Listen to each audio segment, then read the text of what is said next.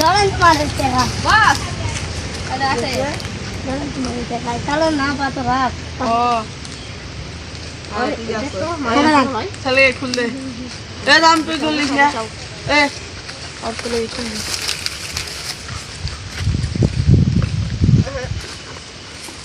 আমার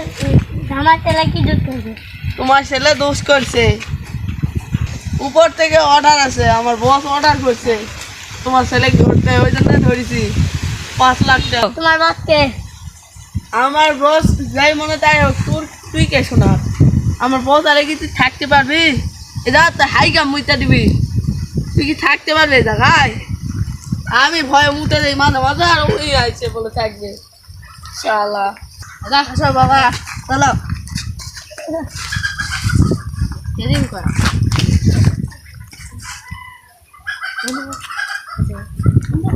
একদম